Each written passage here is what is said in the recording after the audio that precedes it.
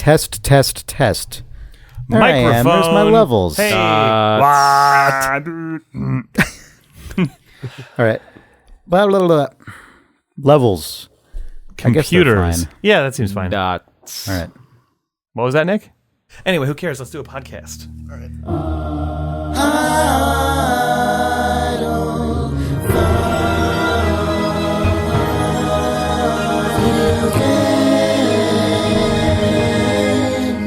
It's June 23rd, 2016. This is Idle Thumbs 268. I'm Chris Remo. I'm Nick Breckon. And I'm Jake Rodkin.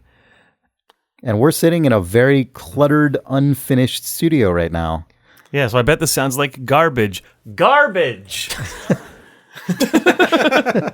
Yeah. We've moved offices and we've got a really cool recording studio, but it's not done yet. So yeah, sorry everyone. Yeah. It doesn't even have four walls yet. That's true. There's There's a one hole wall that is where a out. window's supposed to go. We've got some foam flopping out of it. It's pretty bad. It is bad. It'll Describe to us what this sounds like. We'll wait. improve. Right into questions at idlethumbs.net. Don't. Sorry.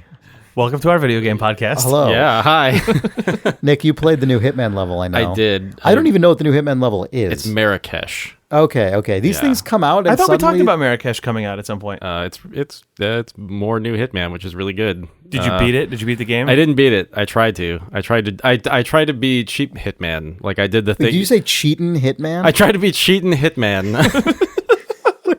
Okay. Achievement. Yeah, no, it's a costume. Cheatin Hitman. He's got places to hide cards. It's just a video game dork like, and it's just a Oh, I thought this was like a Trumpism. I thought it was like there's also Lion. There's also Lion Hitman. Cheatin Hitman can't even get through the level. Sad. Cheatin Hitman has all the codes. Still can't assassinate the target. right. Pathetic. I'm the best Hitman. I am a fantastic at assassinations. No one is better at murders than me. Everyone knows it. So you attempted to be Cheatin Hitman. I did. I failed. Yeah. Which is probably Of course good. you did. Yeah. Cheaters never prosper. Didn't you learn that in second grade? Jeez, yeah, I'm a baby. What? I know. Nick has not yet ascended to the second grade. Yeah.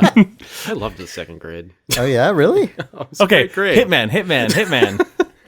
Okay, but later I want to hear about why The Nick Adventures loved of the Cheatin second grade. Hitman in Marrakesh. That was the grade that Jurassic Park came out in. Oh my God.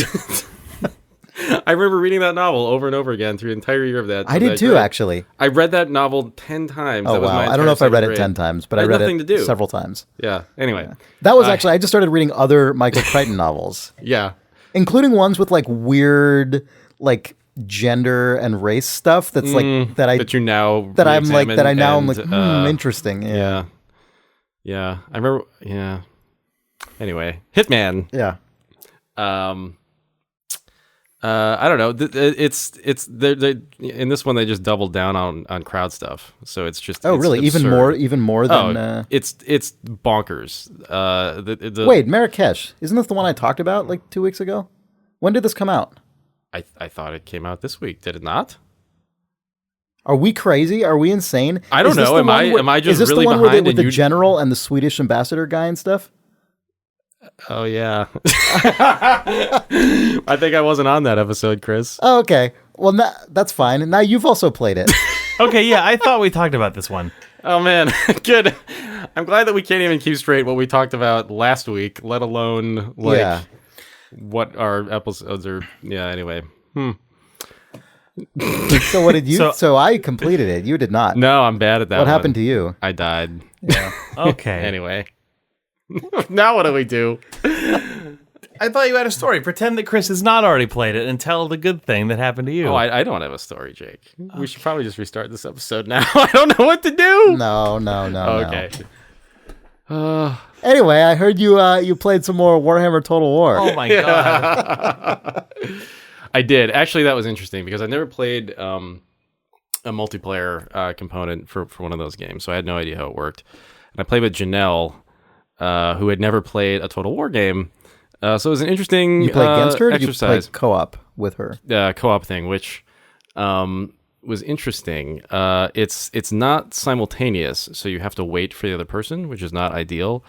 But I played as the DLC faction, which... Well, what's the DLC faction? So the DLC faction is the Chaos Warriors or whatever. Oh, Chaos, yeah. Yeah, you know all this stuff. I don't know anything about this garbage. I know the stuff. But I mean, it's basically what? It's the bad guys from Lord of the Rings, right? I mean, they're just up in the top of the map, and then they like... When you're playing a regular single-player campaign, there's just a moment where it's there's like a scripted moment where it says like, oh, the Chaos guys are coming, and then it just sort of like triggers this map-wide event, which is actually really interesting from a gameplay perspective. But when you're playing as them, the whole game is different, so it's kind of it's cool. It's like a really how is it different? It's an interesting thought experiment in terms of like if you just blew up everything about the way that Total War works, and just said like just make another game out of this. They basically did that. So instead of building cities, you just drive your armies around the map, and you start with like a shitty little, group of dudes, and the sort of army stacks themselves have upgrades and things. And so like there are traditional like sort of slots for improvements, but they're all based on the army itself. And then in addition to that, you can't put two army stacks next to each other, or there will be like an attrition factor because your armies, I guess like the way they explain it is that they're fighting each other at that point. Like they just, there's just a bunch of shitty evil dudes, so they fight each other. But what that means is that you can't like group up a bunch of guys, which is what you do in Total War. You can't like... So is it just constant guerrilla warfare? It's constant guerrilla warfare, which is really interesting from the perspective... How do you get your army to be bigger? So it's weird. You don't have... in Total War, you always have cities that, are taxed, and that tax accrues, and then each turn it tells you how much you're earning per turn. You don't get any of that with these guys, and so the way it works is that you have to continuously raid cities, and then as you do that, you have options. So like one option is to just like sack the city and take a bunch of money, which is the only way you can get money. Or you can raise the city, which destroys it completely. And then gives you like adds to like your horde multiplier or whatever, which then allows you to like there's like a little on each army there's a sort of a timer that's sort of going up every turn, and every time that ticks forward, then you get to recruit more guys. It's kind of it's bonkers when you've played Total War for as long as I have, and then to just hit this thing, which is entirely different. Yeah. But it's actually it's hard, but it's really fun. Like it actually just adds this whole different dynamic to the way it works. But it was kind of hilarious because I played with Janelle, and she played as like the vampire counts. Oh yeah, whatever. Vampire counts. Yeah, classic counts. Vampire counts were introduced to Warhammer after I had already divested myself of like the Warhammer. So you care not for vampire counts. I don't know anything about. I don't know the first thing about vampire counts. Yeah. Don't even talk to you about vampire counts. I mean, they're kind of how they sound. Don't talk to me or my vampire count ever again. I mean, you can if you want. Yeah. It's what you would imagine. It's a bunch of guys named like Sigvald, and right, with bat units and stuff. But actually, it's kind of interesting. I mean, it's that also is very different than the way that factions traditionally work. Because they're all just fucking like weird zombie guys. Instead of on the battlefield, instead of like routing when they lose morale, they just crumble.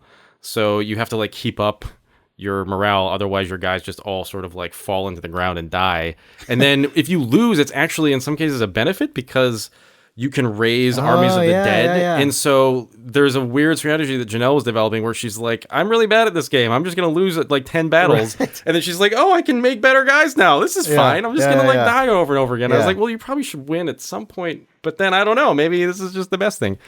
And so we were playing as these two factions that were sort of the, villain dudes. And I kind of assumed that because we were playing on normal difficulty that this was just going to go like whatever. It's going to just progress the way that it does. So you were playing against a computer. Yeah. I mean, everything else is simulated, right? So there's the Empire, and there are the dwarfs, and there are all the... I thought you meant against people online. No. Okay. But because of that, I assumed, this is just going to be like kind of a standard whatever progression, right? Where like the bad guys will just have to like build up a little bit, and then we'll just go out and like whatever, like the horde. This is like Lord of the Rings, right? You just kind of march your guys. Man, we got destroyed, and like I was just like hiding in the equivalent of like Mount Doom or whatever, just like my few little dudes just kind of like huddling there, just like completely wrecked and with no options. And we just gave up after like 100 turns of this, because I was just like being chased around the map, and you can't, because of the way that the building works. Like normally you have like cities where you can just build guys, and just that's a safe place to kind of build your army. But if you're just that like weird sort of scavenger, if class, if you're like a guerrilla just running around, you have no time to just stop and like build up your army, so you're just effectively screwed. It's I don't know, this game, it's like the Doom of Total War. You have to constantly be like running around killing things, pretty much, not ever stopping to think. I bet you could find some videos of high level play for that race though that would melt your face off. Vampire Count speedrun. Top strats for Vampire Count Chaos team up. All resurrections. No skeletons, all resurrections. It's so funny. This is I don't know if I have a point to make about this because I'd never thought of it before, but hearing you say, oh, Chaos is like the guys from Lord of the Rings, and I was in the like Mount Doom equivalent. It's so funny for you to say that, because I've literally never once thought of any of those parallels, because I was introduced, Warhammer was like the first fantasy thing that I ever encountered. So that for me was Warcraft, which was derivative of Warhammer, which is hilarious. I was just like 2 levels down on the inception of our shitty, IP of orc childhood. Lore, of orc fantasy. Of orcish tales. But the other thing that occurred to me though while I was playing it is that also like like the way I sort of prefaced everything when I talked about this game the first time was this is like the first non-historical game that they've done. Right. At the same time, like not really, because there are a lot of things that you just assume because it's just like these are the guys that are going to come down and sort of like raid the land and be like and then the knights are going to come out from over here and like sort of save the day. Instead of playing off of actual history, it's playing off of your ingrained knowledge of how this fantasy genre works. Yeah, and it pretty much is that. Like at this point, you can just see Game of Thrones in all of the things that happen in this game, in all the scripted moments, and it's just happening right now in popular culture. It's so basically Warhammer there's also no getting away like from the way that all those, especially the human factions in Warhammer are so directly just like, these are the ones from Northern Europe and these are the ones like it's so one-to-one in a lot of ways. So it's weird. It's not so which real set of humans are dwarf-like, Chris? Is that what you're trying to say? No, which I don't ones know. live in caves? Jesus. I meant the actual humans, but I don't know. I mean, I'm sure the dwarves are probably like Norse people. I don't really know. Wow.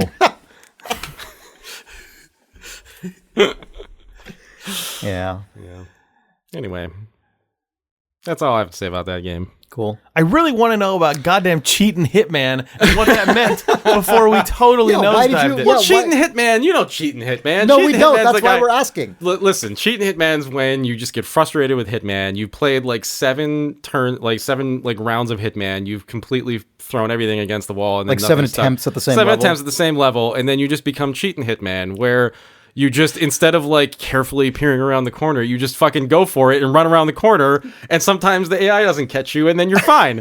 And then Cheatin Hitman just like runs into a room, and like you just kind of like sidle such that like, oh yeah, this woman should definitely be seeing me right now, but she's not because the game doesn't detect it. Fine, whatever, boom, and then just knock her out, and then everything's fine, and then you just keep doing that for the whole rest. Like, oh, I'm a security guard with an M16 on my back, and I just shot a guy 2 feet from you, and then you just bullshit your way through the entire level. That's Cheatin Hitman. You never done Cheatin Hitman? Well, I don't think I mean, I think I've attempted to do the things that Cheatin Hitman does, but I don't think I've ended up with the same beneficial results. No. Yeah, this just sounds like fast, shitty Hitman. Like it seems like just like bad Hitman. Yeah, it's bad Hitman. But that's Cheatin Hitman. It sounds like secret expert Hitman.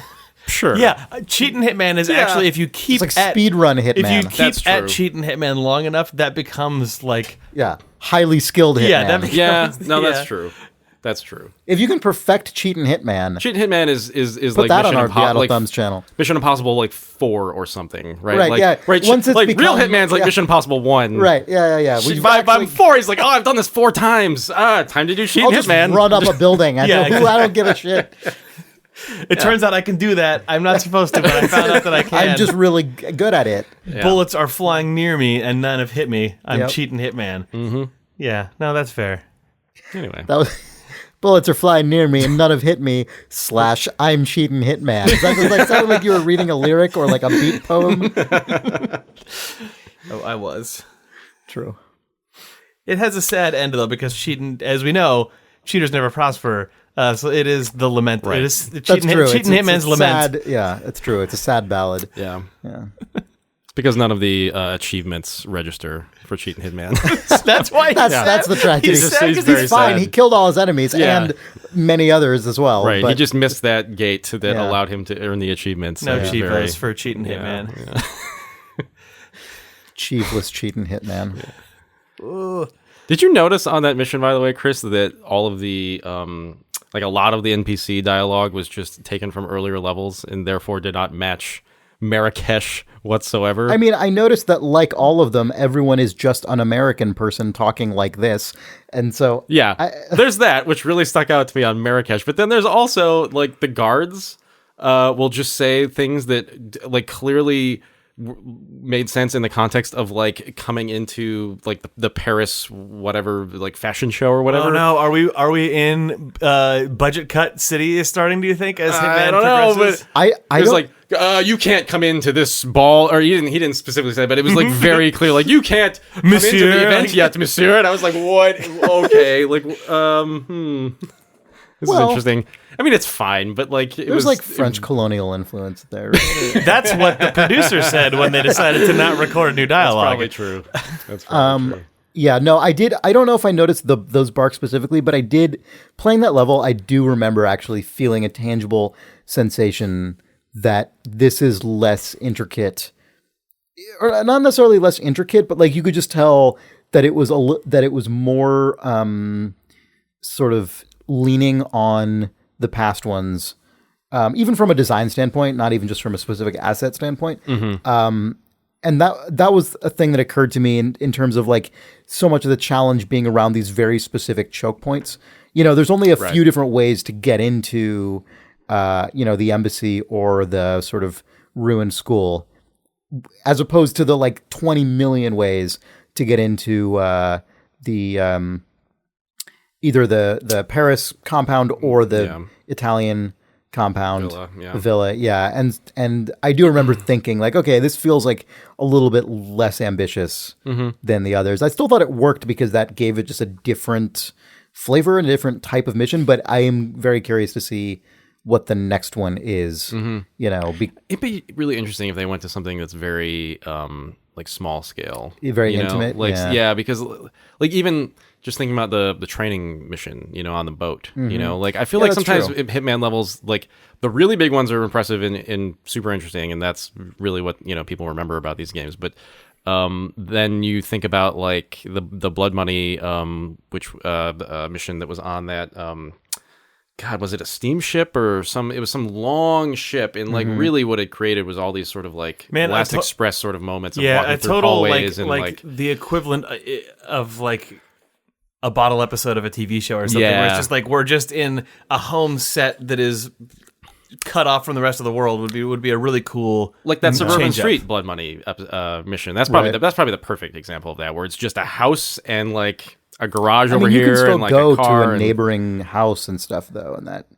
Well, I guess maybe you can't go inside them. You can't go inside. Like maybe you there's can. yards and stuff. It's still in comparison. It's really constrained. A ship or a train or something would be a cool thing to just like. And a train would be crazy. Yeah. It would be really hard and weird. I mean, a train would be cool if it's basically one axis, and then you can also get on the ceiling. Yeah, or like just the roof if you of go the up on the train. roof. Yeah. Like a 747. God, that would be insane because it would. Man, be also if they let you moving the go whole under time. it as well. If they let you do the extraordinarily outrageous. Oh man, that would be so out of character for Hitman, but would be real. Like yeah.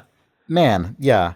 A kind of like crazier Hitman that's a little bit more James Bond-like, where you have those like out of control set pieces, but you still have to do all the Hitman shit. Yeah, would be It would really be a good change up, interesting. but also they would have the scope limiter of it's just one axis of train cars, so you Right. could invest Yeah. a little bit in that sort of the like stuff going on the outside, Mission yeah. Impossible 1 of this new Hitman. Yes. For instance. yeah, exactly. Anyway. Well, we were thinking of maybe streaming some Hitman Oh, yeah. this weekend. I mean, so I streamed Hitman with Spaff a little while ago, and we played the Paris mission, so we could stream Marrakesh, which I've completed, but you apparently haven't. So, either you could try it again, or if you complete it by then, we could start with Escalation.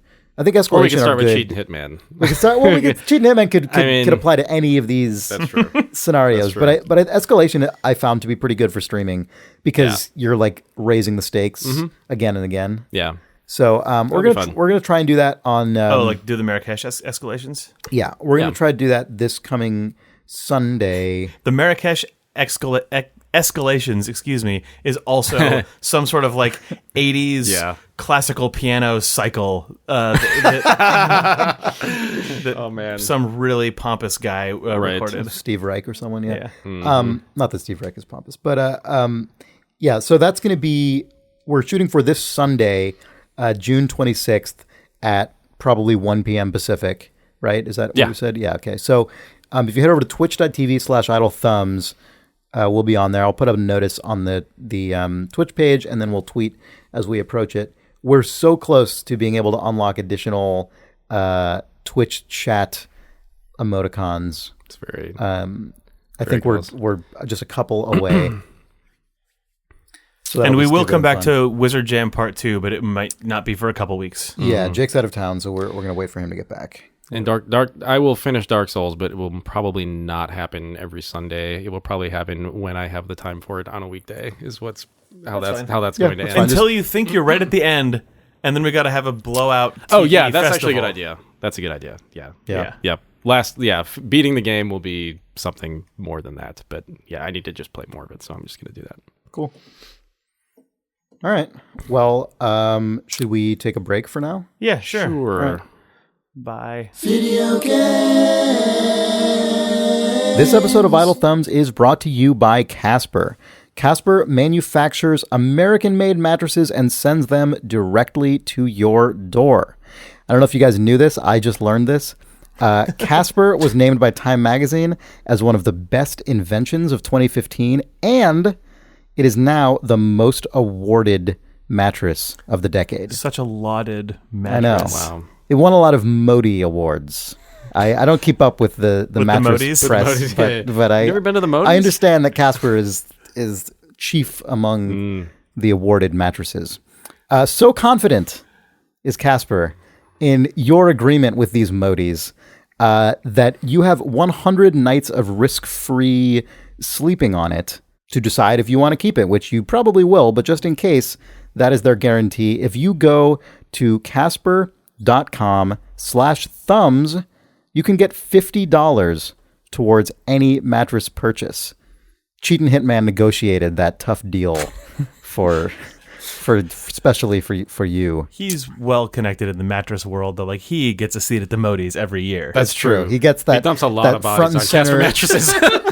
He notices that they have just the right bounce, just the right Absorption. Yeah. Yeah.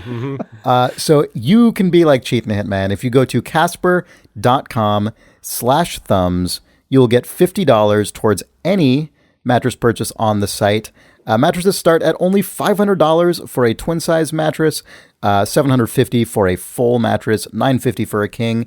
If you have been mattress shopping anytime recently, you will know those are already extraordinarily fair prices, and you can get $50 towards any of them by going to casper.com/thumbs. Thanks, Casper. This episode of Idle Thumbs is also brought to you by Blue Apron. Blue Apron will send directly to your door all of the ingredients and recipes you need to make really delicious meals that are good for you and use a variety of different ingredients over the course of a week.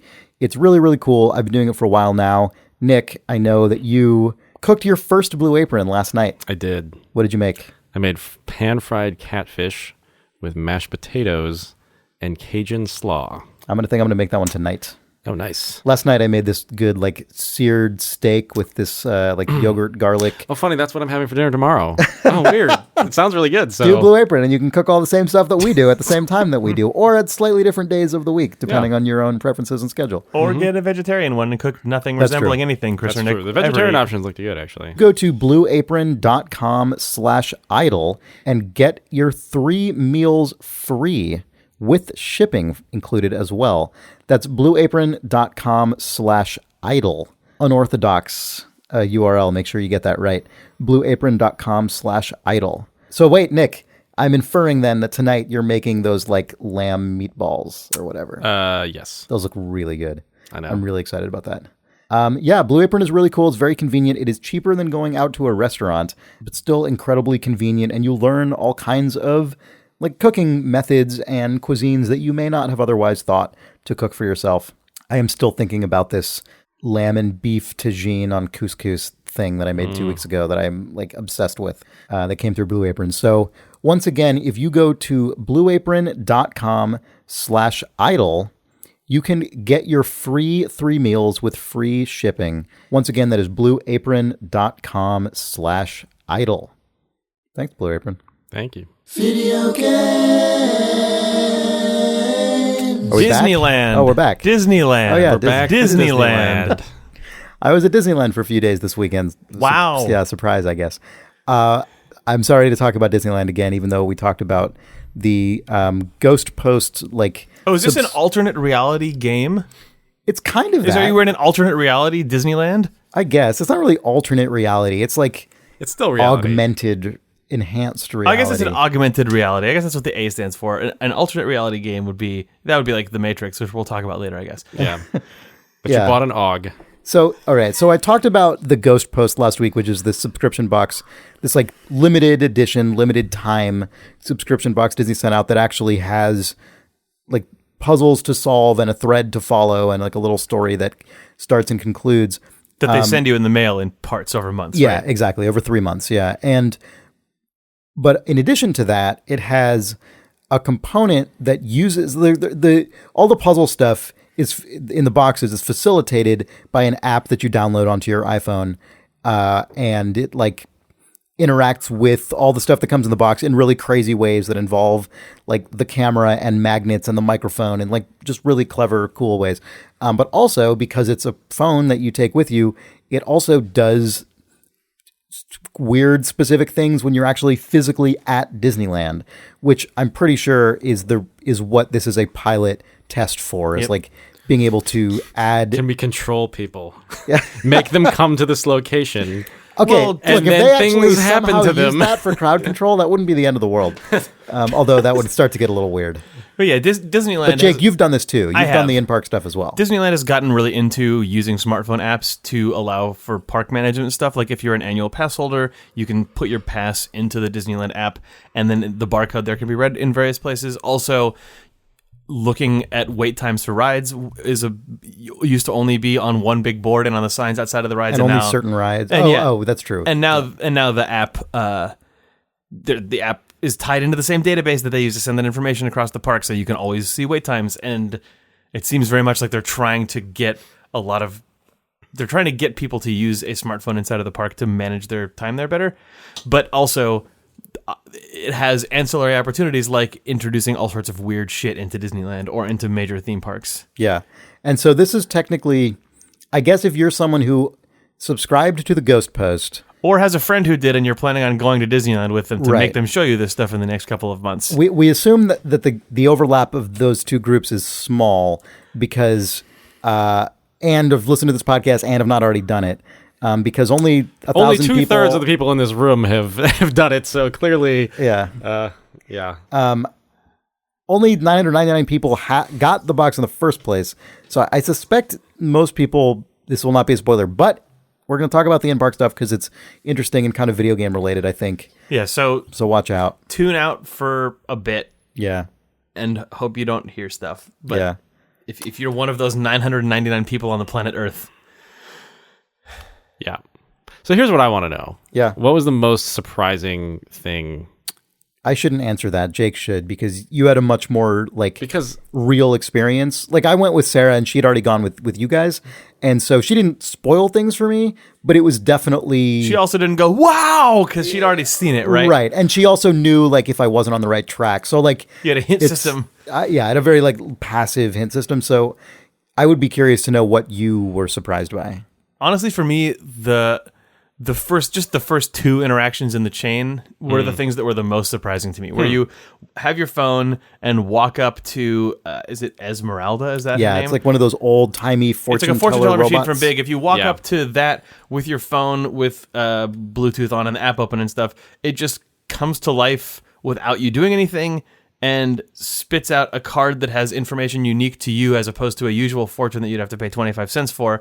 That level of specialization in and of itself was super surprising, but then the first place it sends you, or the first place it sent us, it's random, was a medium, like a fortune teller, who's across the street, just right on the other side of Main Street, USA, and we went over there, and that was a crazy surprise, because I've gone to Disneyland on and off since I was a kid, and all those storefronts are just assumed, unless they have a store in them, to be dead. Be static. There's just a curtain, and that's a curtain that's there, so you don't see the office where the Disneyland manager is on the other side. But in this case, we walked up there with the app, and we were instructed to knock on a window, on the window of the store, just rap on the glass, and there was a trapped spirit inside, and then suddenly lights went on, and the curtain starts billowing, and then also someone started knocking back and talking to us, and there was sort of communication with knocking, and then curtains billowing, lights blowing, and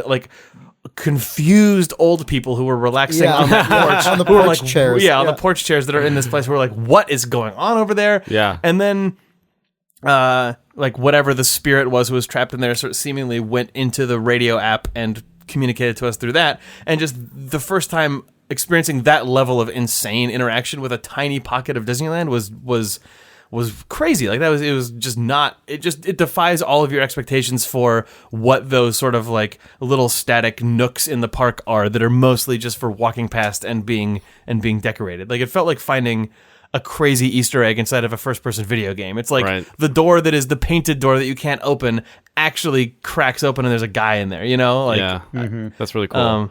So just to be clear though, was there an actual person on the other side? No, it's animatronic. It was it's all animatronic. animatronic. It's Disney. It's It's Disney all stuff. automated. There's a recorded voice actor and a recorded light show in the wind. Okay, Yeah, cool. no, this stuff is just built into the machinery of the park right now. Yeah.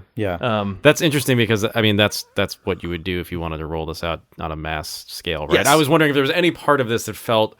No, this is entirely a test of using okay. Disneyland industrial grade ride technology to Right. power these tiny micro experiences inside of the park. The first one I had was really weird because it was the one where it sends you to a store in Frontierland where there's one of those, if you guys have ever seen videos of those old-timey, they're like player pianos, but they're basically player orchestras. It's quote-unquote, it's a one-man band. It's a mechanical one-man band. They're it's totally automated. This was a big thing in the early 20th century. If you've ever gone to a boardwalk, an old-timey boardwalk or old-timey amusement park that's permanent that has a merry-go-round, there's often one of those playing the music on the merry-go-round. It's just a mechanical xylophone and trumpet and accordion and percussion. And bass drum and a cymbal. bass drum. Yeah, they're just it's...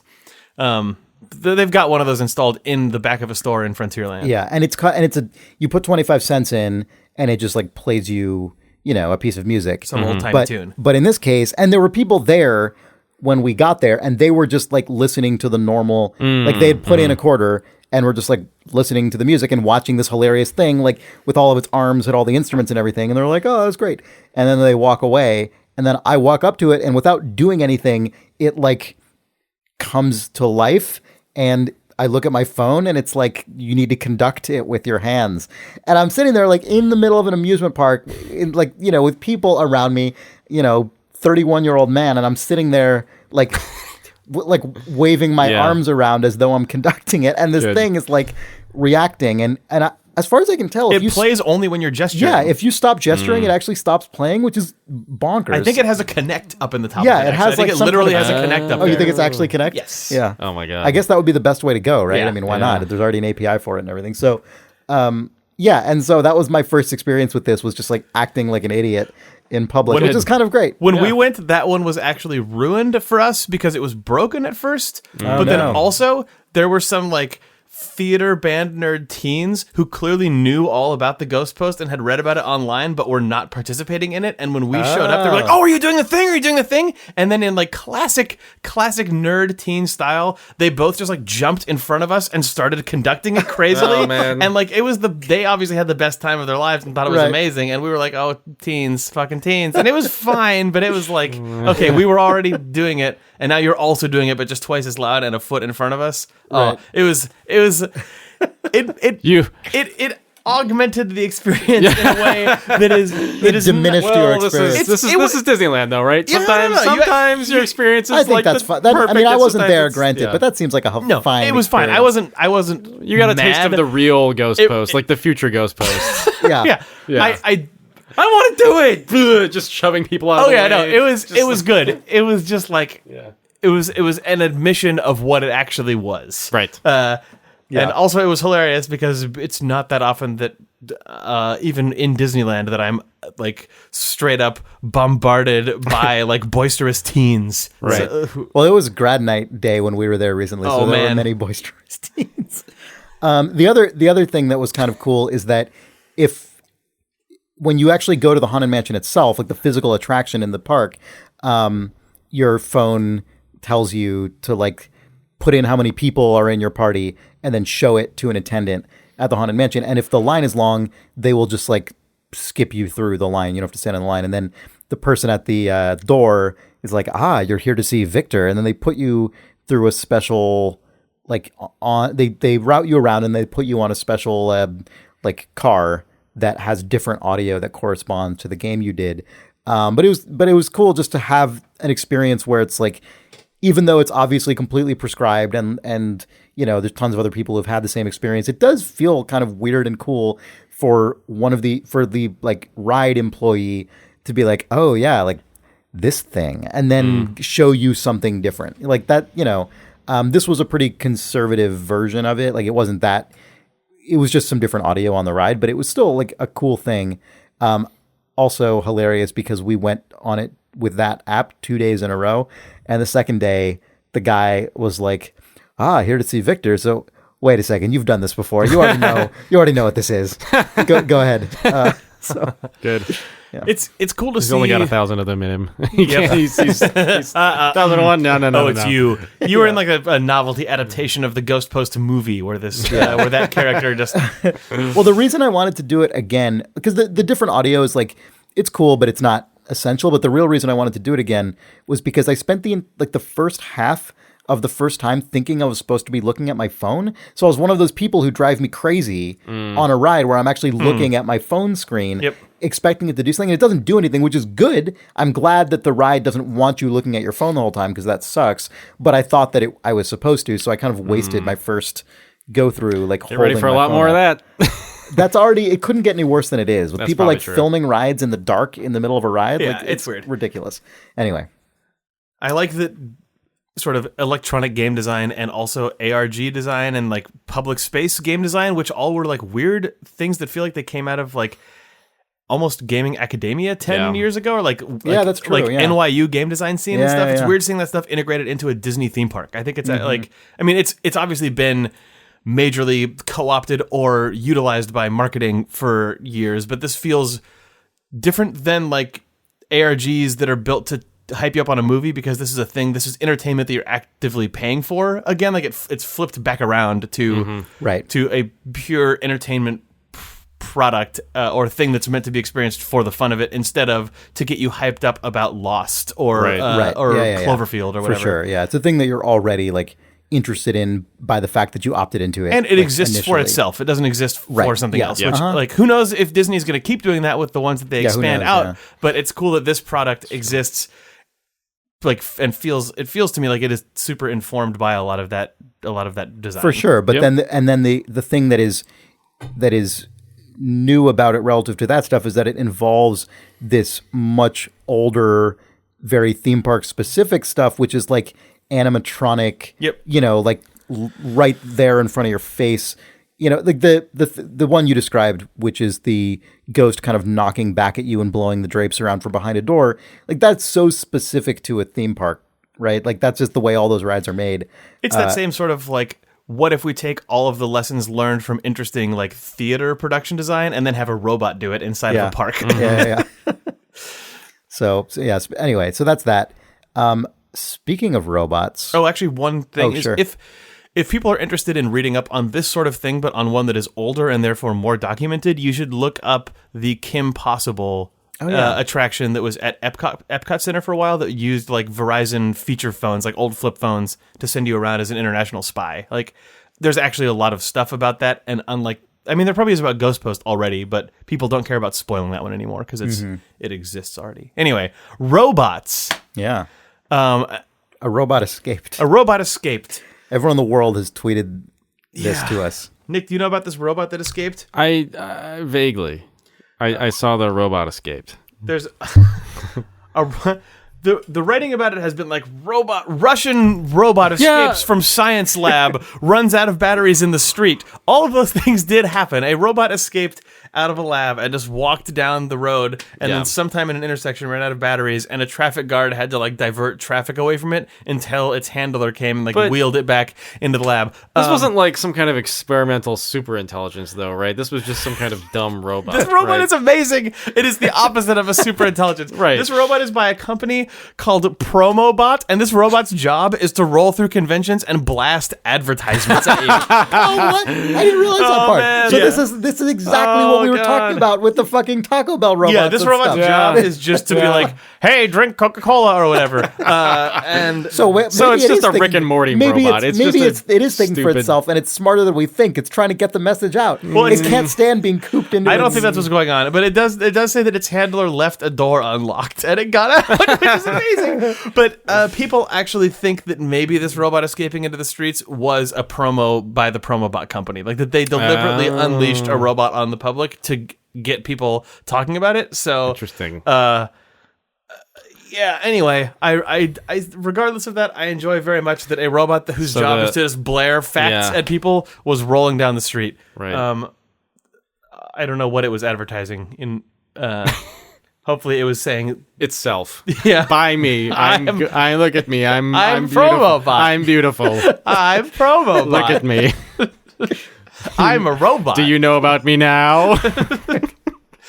Engage with me. Oh my God. I was just looking at a story about this, and it linked me to another story from a few years ago that I don't think I ever saw. The headline is World's First Robot Suicide as Family Returned to Find Cleaning Gadget Turned to Ash. This was a Roomba that they insist was switched off before they left the house, but they came home and it was gone. And there's a picture of the hot plate in their kitchen with just a pile of ashes on it that apparently is their remains of their Roomba robot. How did it get up on the...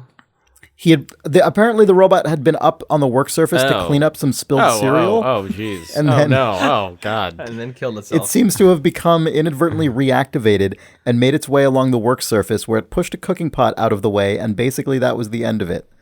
It pretty quickly started to melt underneath and then stuck to the kitchen hot plate. It then caught fire. By the time we arrived, it was a pile of ash. The entire building had to be evacuated, and there was severe smoke damage. So that was a firefighter, I think, being quoted. Yes. Yeah. So it was trying to kill everyone in the building, I guess. Right. Yeah. Good. Everything in my home is black. It is not possible to live here at the moment. I would never buy this again. You buy it to keep the place clean, not to burn it down and ruin everything. That's true. You do buy a Roomba to keep it clean. It's true. Not to burn it down and ruin everything. Yeah. Speaking of robots... Are we still speaking of robots? We are. We got an interesting image sent to us by a reader that Chris, you should probably pull up on your phone. This is basically a the back of a DVD cover. This for Jake's not into it. Jake's already down on this. I know what it is. Okay, well, it's for the Matrix Revolutions. So this is what, like a bootleg? This is like a What was the post? pirated? Yeah, it was someone who said, I think in the context of keeping or not keeping things, this person I think said they will always keep this copy of The Matrix Revolutions on DVD because of this back copy, and it is clearly not. One will never know from where this copy was sourced, because it has been Google translated a few too many times, I think.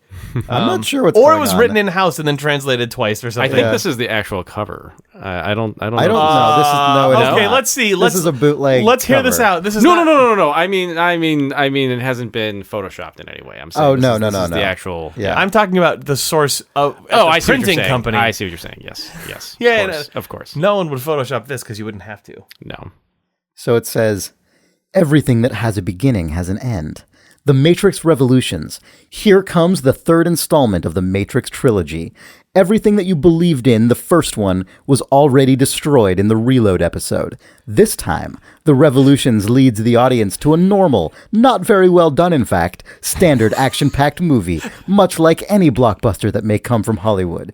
Lots of real ugly fake SPFX, lots of noise, and to cover all up, a religious choral score by Don Davis.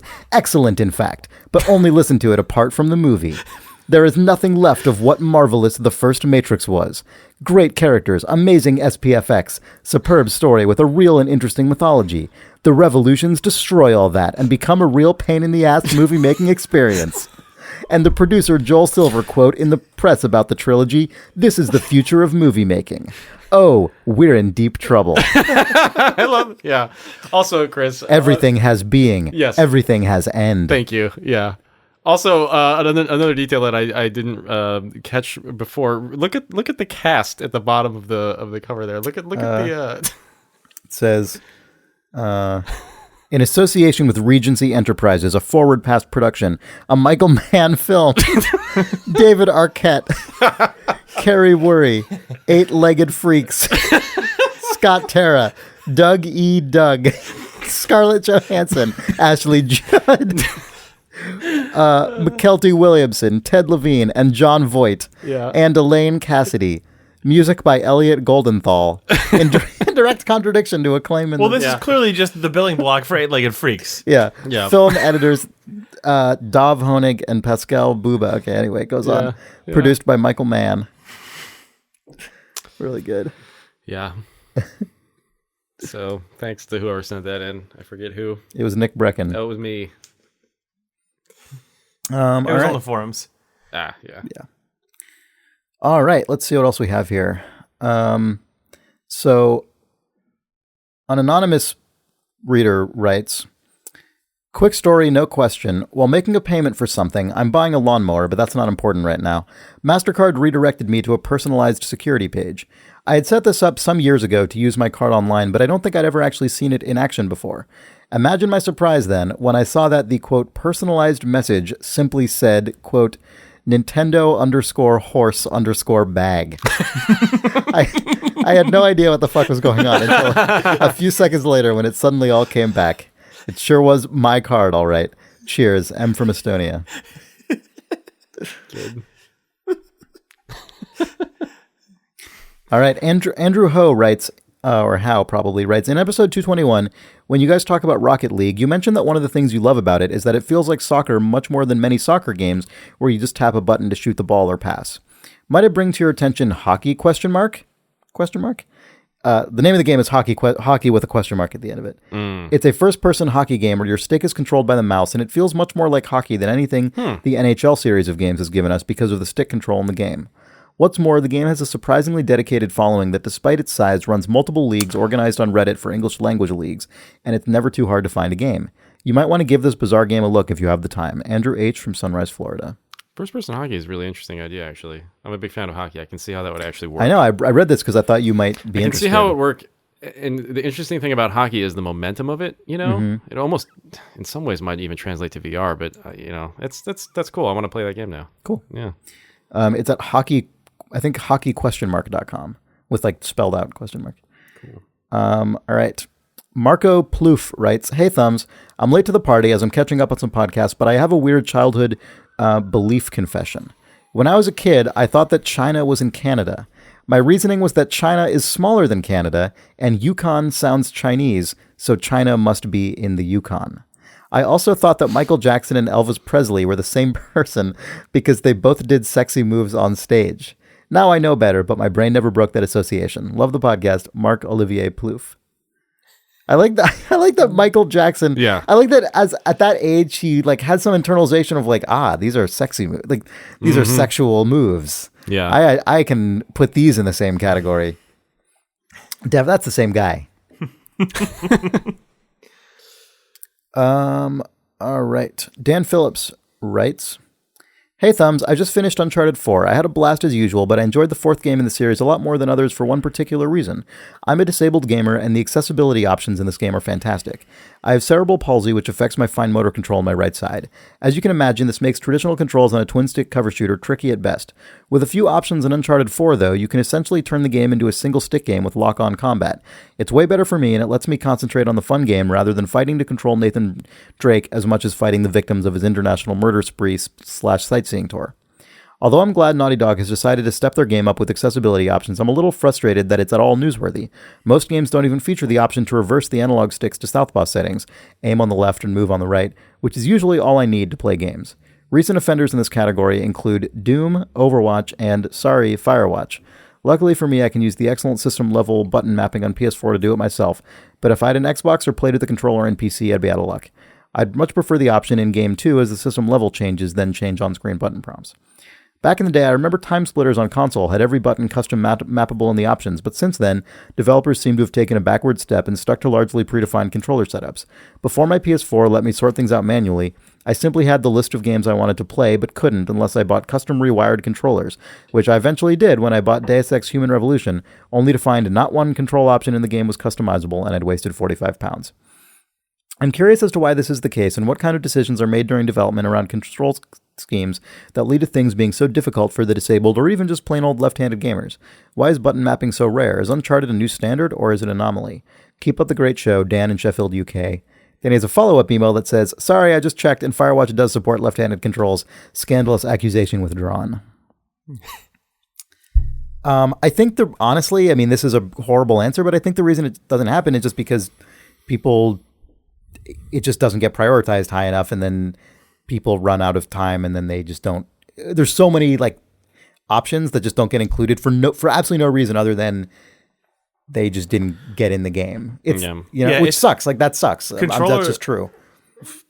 Gamepad controller remapping is a thing that you have to put in your game from the start, or it's a horrible thing to put in at the end because people will, good intentioned or by mistake, hard code, this is where a picture of an A button goes, and then the only thing that people do is like, oh, well, if it's an Xbox, it's the A button icon. If it's a PlayStation, it's the cross icon. But that's like the only hard lookup is which controller you have plugged in, as opposed to first query which button input this is, then query which icon I should draw, then pull that icon up and make sure the UI can size itself appropriately if it's a weird wide button. Like you have to... And this is not to excuse people for not doing it. No, for sure. When I said it sucks, I didn't mean like it sucks and people shouldn't have to do it. I'm saying it sucks that this is the result. Yeah, because like even like Firewatch, we wanted to do it, but we didn't get it in the game early enough, and we don't have full controller remapping in that game because by the time we decided we should get into it, we were already so entrenched in the stuff that we had had to just put a couple hard-coded fixes in where like we can let you swap triggers and bumpers, and we can let you swap analog sticks, and I think that's the only on PC we let you swap everything because every key on the keyboard is just a key that you can draw in the game as a text field. But like, yeah, it's seeing. I also think asking if Uncharted 4 is the new standard is a tough thing to ask because Uncharted 4 also makes a bunch of special case concessions beyond just letting you swap the controller around. Like Uncharted 4 includes things like QuickTime events that are button mashes. You can optionally turn them into holds, so you don't have to rapid press a button. Like they have a lot of features that actually deliberately reduce the amount of sort of just shitty, minute hand stuff. Like to the point that I would probably want that on. I think button mash QTEs are stupid by default. So like that's a good setting to have just for taste, but they did it so that people with some sort of reduced hand mobility could play the game. Yeah. I still don't expect even other AAA games to go that far, but it would be cool if they did. Again, though, it's one of those things where if you, as a studio or as a game, make it a priority early enough that your foundational systems allow for that, it's so easy to support throughout your development. Whereas if at the end you're like, shit, accessibility, it's just it never comes in well. That's true for basically everything in games. Yeah. If you don't build for the extensibility early on, like, you're fucked, basically. Yeah. It's games are, because all those systems, I mean, if any system's important enough to like affect enough things in the game for it to matter, it probably means there's a ton of dependencies already on top of it. I think it's an easy and shitty trap to fall into, to say, oh, well, the thing that we already know how to do, we'll do at the end. And then it's like, whoops, but that means it's not a foundational part of your code base. So if you don't do all the easy, obvious groundwork stuff first, it does end up, if you imagine it being built like a building or like a sandwich and you just literally slap it on at the end, it's just not going to be good. Or an analogy better than a building or a sandwich that I don't have in my mind. Sorry. Video games are like a building or a sandwich. Building is probably a better analogy than a sandwich in that case. Yeah. You can remake your sandwich. You can also flip a sandwich over at the end, at the top and the bottom. True, sandwich developers have things so much easier than lazy developers. Lazy sandwich makers. Yeah. Greedy sandwich makers. Video games are like an open-faced sandwich. Or a building. Or a closed-faced building. No, that's not... No. Michael Straight writes, I was afraid I was crossing the line into showing unsolicited photos of my grandkid type of behavior when I tweeted a picture of my daughter's The Witness-themed Father's Day card to Jonathan Blow. But I was really glad I did, because he made a comment about a great subtle design detail that I had totally missed. She was almost as pleased about him noticing it as I was. My kids and I have been slowly working through The Witness, solving puzzles together, and it was probably the best time I've ever had with a video game. And then he has pictures of this card his daughter made for him, which is amazing, by the way. I'll show both of you guys.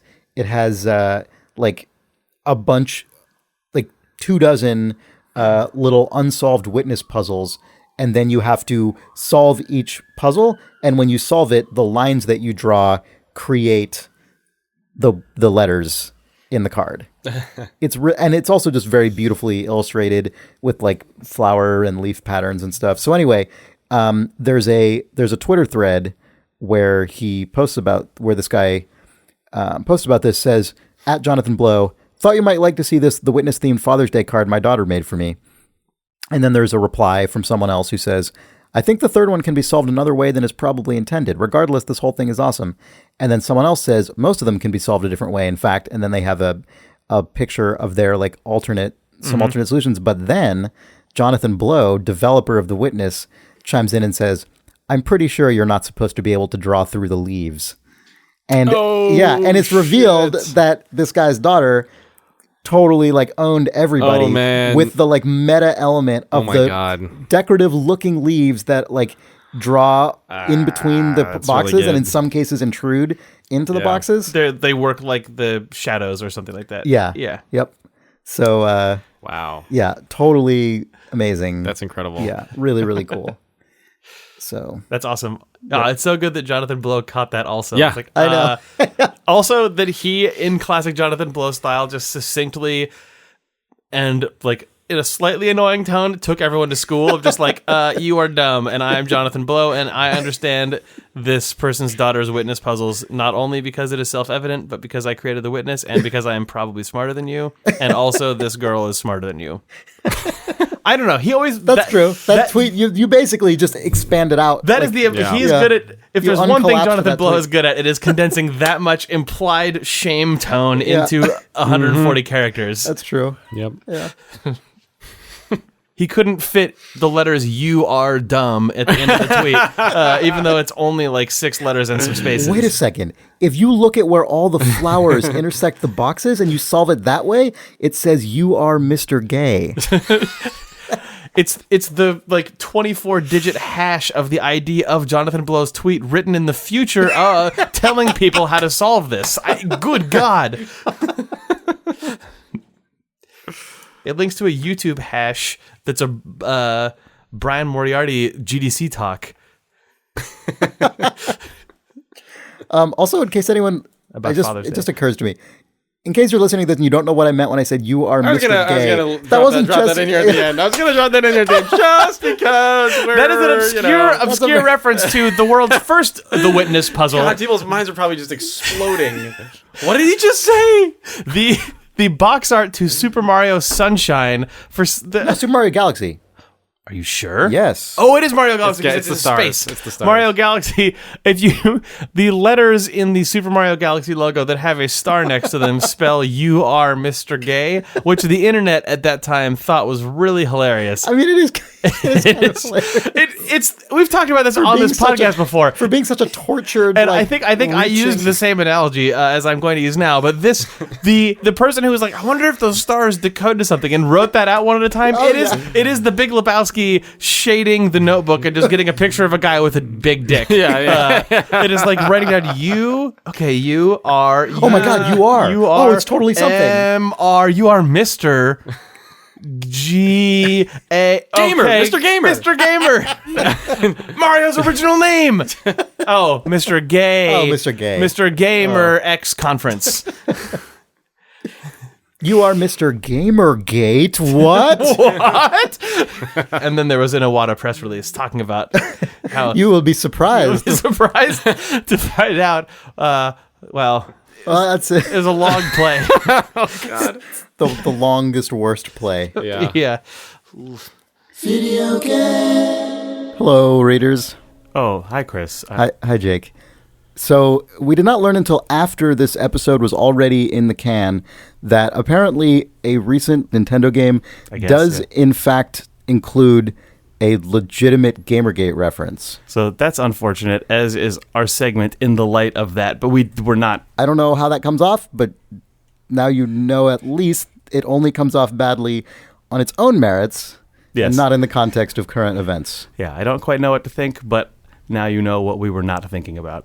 Because we didn't. I mean, know I it. know what to think about the nude news, which is no bad. one knows what to think, Chris. That's the bad news, but I don't know what. Sorry. Yeah, geez, sorry. Bye. Bye. Thanks for listening. I guess. I mean, if you want us to do horrible garbage in response to you writing stuff into us, that's true. You can do that at questions@idlethumbs.net. It's an email address that you can send email to, and it results in us talking about Mario Galaxy box art conspiracies. Yeah. That's when GamerGate got started, I think, was when, Miyamoto and Iwata teamed up to put those stars on that box. That's true. Yeah, follow the money. So we are planning, Nick and I are planning on streaming more Hitman this Sunday at 1 p.m. Pacific. That is Sunday, I want to say June 26th, because that's what I believe it to be. It is. Sunday, June 26th. You wanted it, and it became that was manifest. True. It was real. Sunday, June 26th at 1 p.m. Pacific at twitch.tv/idlethumbs. We are almost certainly going to stream more Hitman unless we decide to switch up the game at the last minute, but it's probably going to be Hitman.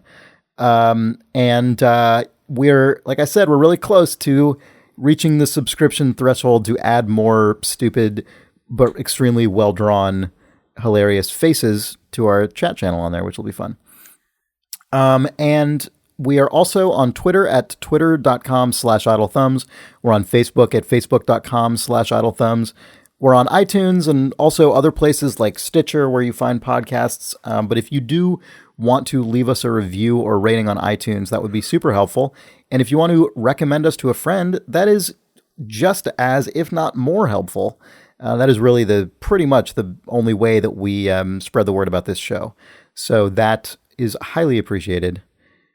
And I guess that's it for Idle Thumbs this week. Goodbye. Goodbye. Bye. Goodbye.